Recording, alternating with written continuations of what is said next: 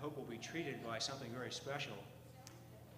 I'll introduce Dr. Clark in just a moment, but first I wanted to say just a few words about the UofL Depression Center, which is organizing this event and also an all-day professional conference tomorrow. Dr. Clark was here today and gave an extended grand rounds and a workshop for our residents and students and faculty at the U of L.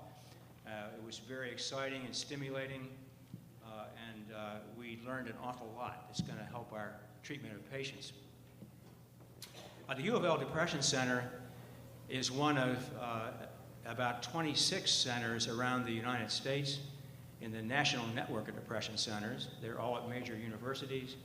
And our goal is to do for mood disorders and related problems, anxiety disorders and other conditions, what cancer centers have done to help with understanding and breaking down the stigma and offering new treatments for cancer.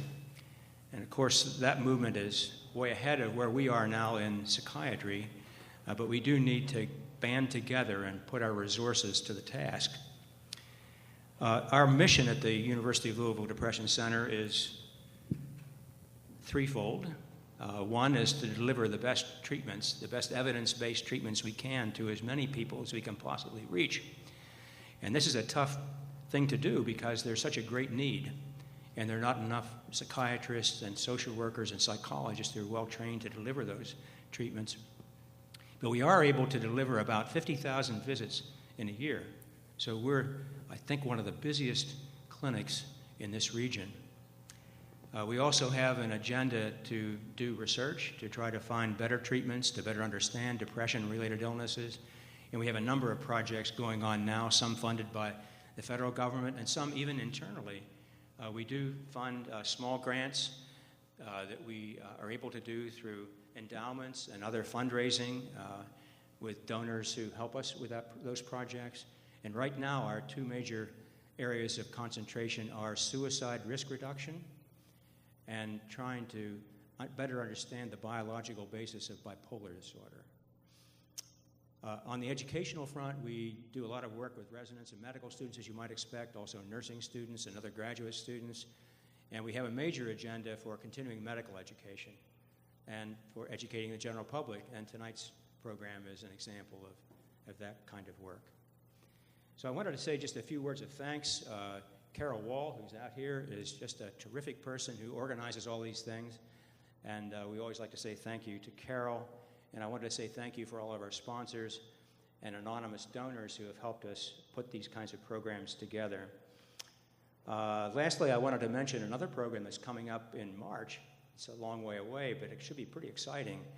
We have Richard Kogan, who is a psychoanalyst who's also a Juilliard-trained concert pianist. And Richard Kogan is internationally known for his work in trying to better understand the link between music and mental illness and music in the mind. And on, let's see, it's March the 7th, we have a special dinner at the Muhammad Ali Center, and Richard is going to present on Schumann, Music, Mood Swings, and Madness. So if you know Schumann's music, he suffered from bipolar disorder, and during his periods of expansiveness, he was hugely productive.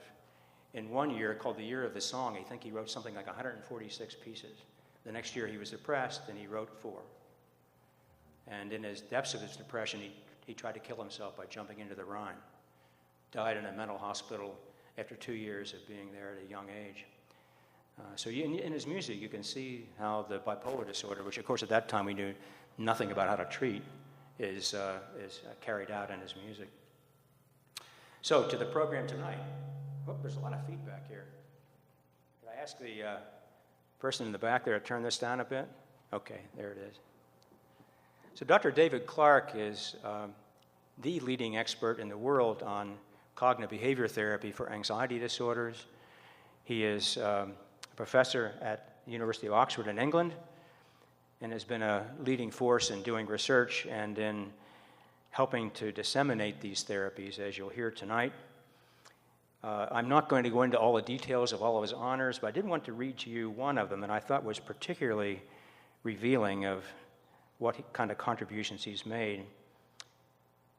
When he was given the American Psychological Association's Award for Distinguished Scientific Applications in Psychology, the citation for his award described his work as, quote, pure genius with a real-world application. So I think we're going to hear from someone who really knows his stuff tonight, and I hope that it's be very useful to you and very interesting.